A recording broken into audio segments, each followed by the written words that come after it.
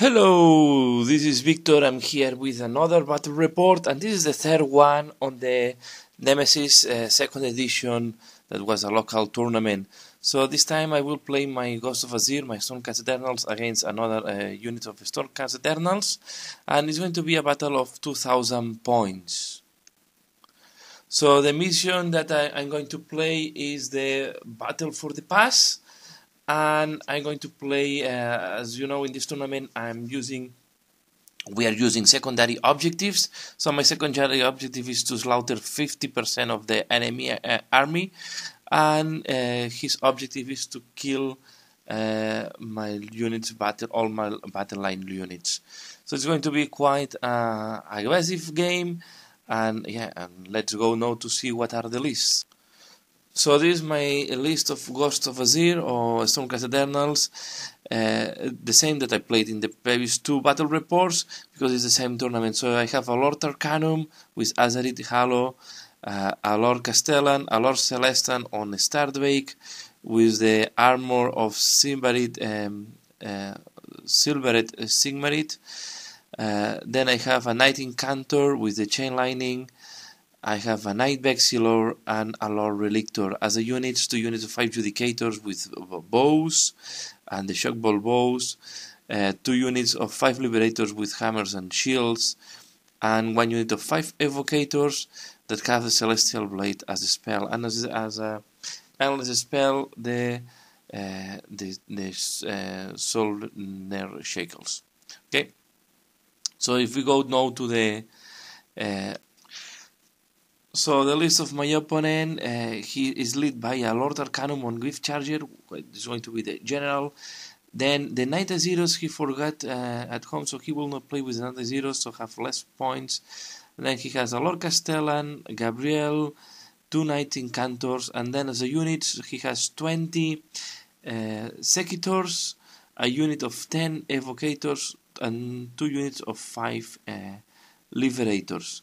So, and then he has 3 endless spells. He has the Comet, the Command Trick, Cox, and as well the Soul Snare Shackles. So this is the list, and let's go to the deployment. So as this mission is played with 4 objectives, 1 is in the middle of your deployment zone, another 2 are in the flanks, in the middle, and the in territory of nobody, and then there is another one in the opponent territory. If you hold the objective in your side is 1 point, the objective is in the middle 2 points, the objective is in the opposite side 4 points. The one that is scoring, you score this at the end of each turn, the one that is scoring the most points is the winner of the battle. Okay. So my opponent decided to leave the Evocators, the Secitors, and as well Gabriel in reserve or in the sky, while he's deploying the 2 units of Liberators and the 3 Magicians, the Lord Arcanum and the 2 Knight Incantors. From my side, I decide to deploy 1 unit of Liberators, the 2 units of Liberators, the Knight Incantor, the Lord Arcanum, the Lord Celestan on Stardwake, and next to him there is the Lord Castellan and as well the Knight Vexillor. Okay, so I put almost everything in my right flank, and just 1 unit of Liberators and the Lord Arcanum protecting my objective. So yeah, I'm waiting to see what is coming or where they are coming from. This. So here we have another picture, and then this is the last picture from a different angle, and we are ready to start the battle. So you can see that we almost both of the armies are scored to the same flank. I'm going to play quite aggressively in this game, most likely. And then we go to turn 1, and my opponent decides to take the initiative. He has 1 drop less than me, and so he has the initiative. So he deployed very aggressively, putting the Secitors and as well the Evocators at my backward, and as well as Gabriel. Gabriel is giving +1 to charge, so he will have more possibilities to charge on me. He also dropped the Comet, as you can see, in front of my knight, and is impacting 3 or 4 of my units, so he's doing here and there some mortal wounds. Not too dangerous, he rolled quite low, but yeah, it's always important, these mortal wounds. And then he's put the soul snare shackles in the middle. So here, yeah, this battle was quite fast. I forgot to make pictures, but he charged with the evocators and with the secators.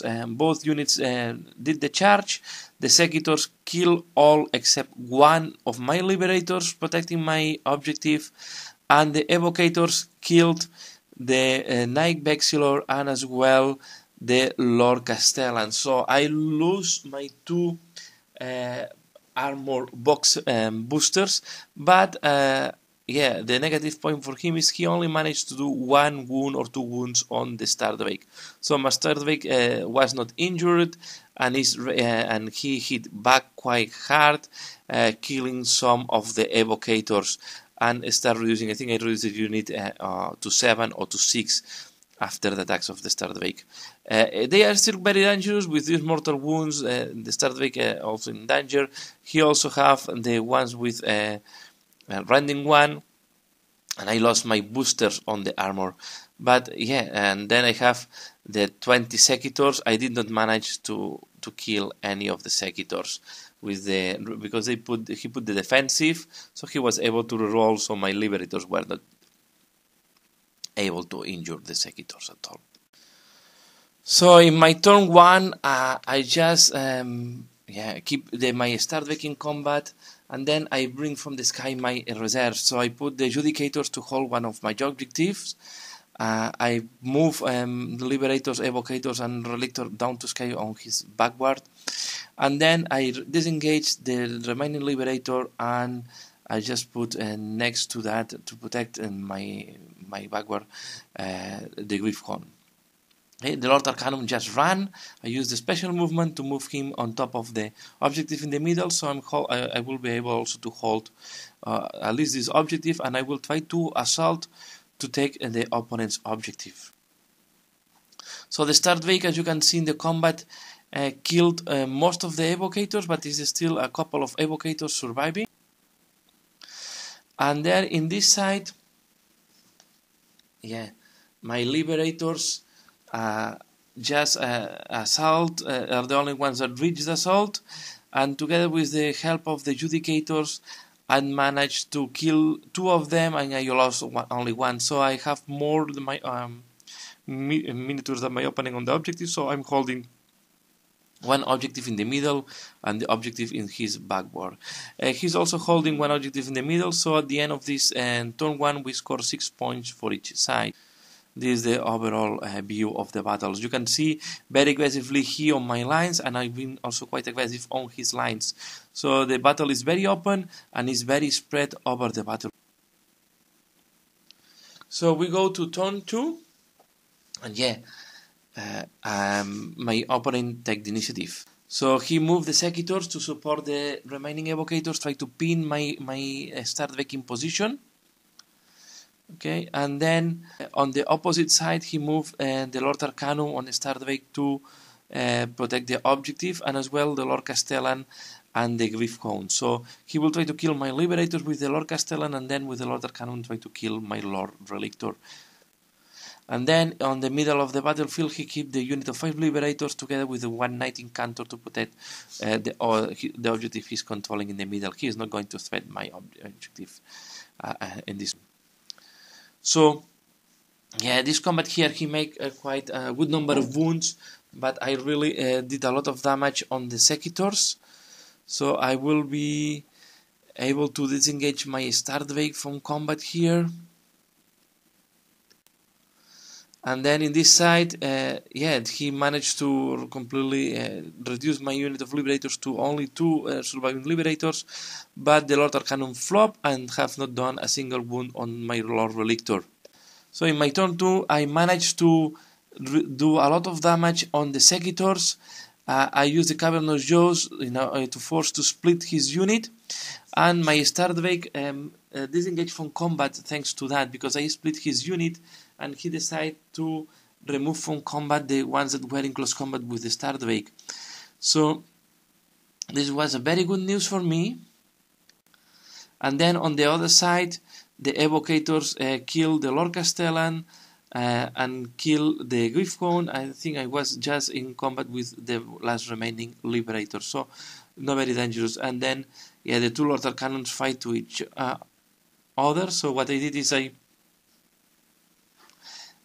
you can see here that the Lord Relictor is not anymore here, so I teleport my Lord Relictor at in the hero phase next to the Stardvake, and then I charge with my Lord Arcanum into his Lord Arcanum. We have done one wound to each other, nothing very interesting to be fair, so it's very balanced the battle there, and the Lord Relictor give 2 wounds back to the Stardvake.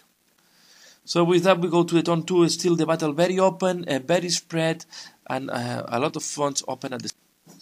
So in my turn 3 I decide to move aggressively with my Stardvake, and I go for the objective there in the middle. I use the Knight Incantor to remove the Soul Shackle, the chains, the Endless Spell, to avoid that I can get stuck. And then I start the Liberators, and I kill all the Liberators together with one Knight Incantor that was there. The Lord Relictor remains a little bit behind me, and on the other side the Evocators and my Liberators finish off all my opponents and units on his objectives. So I was controlling at the end of this turn. The Judicator is still in the middle, giving some support fire, one on the start, helping the Stardvake, and the other unit helping on the side of the Evocator. Okay, so you can see here the situation, and then on his turn he moved Gabriel, and he assault my Lord Relictor with the Gabriel. And yeah, here we keep just the charge, so we keep the fight between the two Lord Arcanums, keep fighting there in that position. And yeah, the Gabriel almost killed my Lord Relictor, and he was down to just 1 wound. So with that we go to the turn 4. So turn 4 I had again the initiative, so I decided to move the Evocators to help my Lord Arcanum. So now that I don't need them to hold anymore the objective, because the 2 Liberators are enough. They will help, and then the Stardvake, after killing the Liberators and also the Knight Incantor that was in the middle, I decided to go for the last Knight Incantor, leaving my Judicators to hold the objective in the other side. So in that moment I will be controlling 3 objectives, and this will give me the battle. Up to now we were scoring 6 points each other, but at this point I will start scoring 8 points for 4 of my opponent. So this is just before the charges. Now I start using my Judicators to shoot on Gabriel. I managed to reduce him to only 1 wound remaining, I think. So Gabriel was there in the middle, my backward, so I just moved my Liberators to be able to shoot at him. So I was moving the Judicators and not the Liberators to help. And this is just before the charges, and then the charges. And here you see the results. So the Evocators killed the Lord Arcanum with the mortal wounds. He did not have any option, but my Stardvake flop. I managed to reduce the Knight Incantor. He was new, to say, with all the wounds. I reduced him to just 1 wound remaining. So this was the end of my turn 4. So we go to his turn 4. I don't know why he decided not to move the Knight Incantor from combat. So, but this was the end of the Knight Incantor. So my Stardvake this time, I roll a 6 and I eat him. Okay, this was the only combat. He attacked first, he did nothing to me, and then I eat the last Knight Incantor. So I was controlling completely his half of the objective. I was controlling the objective in the middle, and yeah, he only had remaining Gabriel and some Secators. I think was about 8 Secators or something like that. So yeah, this was this is still before I eat them. A bit of overview. Okay, so imagine I just start moving my Lord Arcanum to the middle, so I can to hold the objective, so I can move the Judicators out and to put them in range 2 to that Gabriel. He moved Gabriel back to try to be out of range. I just move my Lortar Cannon back to the objective in the middle so I can move the Adjudicators to be in range. So we go to the turn 5. I kill Gabriel, and we decide to finish the battle there. So there was not much to say. So at the end was quite important victory because I was holding the 3 objectives I think for 3 turns or for 2 turns. So at the end I won for more points than him as a major victory. And this is the end of the battle. So and also I achieved my secondary objective, and I managed to avoid that he was achieving his secondary objectives. So at the end was 30 points for me for 0 of my opponent, so I was quite happy with that result. I was quite scared, to be fair, when he dropped the 10 Evocators and the 20 Secators just behind my lines. This was a moment of inflection. I was thinking, okay, I will sacrifice everything that is there. I will focus. At this moment I decided I need to focus on getting the objective that I need. So be sure that you score at least 2 objectives and I can get the opponent's objective. So I have to put all my units in reserve to take the enemy objective, try to make as much damage as he did to me, try to make as much damage as I can at his backward of his army. And then try to do as much damage as I can with the Stardrake before. I was expecting that the Stardrake will die at the end. But the Stardrake performed very well against the Evocators, having 2 turns in a row to be able to do. No, at the end I did. Yeah, I managed to really destroy the Evocators with 3 rounds of battle because he concentrated on killing my Lord Castellan and my Vexillor, so my Stardrake was not damaged on his attacks. So I really managed to do a lot of damage on the Evocators, and in 3 rounds I killed the 10 Evocators with my Stardrake, together with the shooting of the Judicators. When the Secators arrived, tried to help the last 2 Evocators. It was too late, and was enough for me to kill the remaining Evocators, and then later I killed the Secators, liberating my Stardrake from the combat, and then moving away the Stardrake. It makes no sense to sacrifice the Stardrake against the Secators, and makes more sense than to use the 8 remaining wounds of the Stardrake against other units. Having the translocation also helped a lot. The Lord Rector was moved to help the Stardrake, giving wounds back, increasing the survivability of the Stardrake, and increasing the efficiency, because there is a big difference between being at 7 or at 8 wounds, and I managed to bring back to 8 and 9 wounds 2 times in the battle the Stardrake, and this helps in the efficiency of the attacks and also on the movement. So very happy also how the Lord Rector performed, and my Evocators did the job as they have to do. Always the Evocators is a very tricky unit. It's a unit that you want to activate first in the combat because they are very offensive. Defensively they are not bad, but they are not that good neither. So this is how I prefer to play them. So that's all for this battle. I hope you have liked this battle report. I hope it was interesting for you. Please let me know what do you think. Leave a comments below if you have anything that you want to comment about the battle. Give a like if you have liked this video, and as usual, thanks a lot for watching, and see you again later. Bye.